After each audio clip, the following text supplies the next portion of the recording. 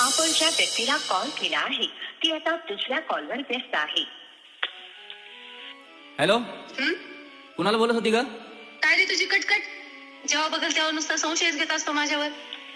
विश्वास नसेल ना तर आजपासून मला फोन करायचा नाही.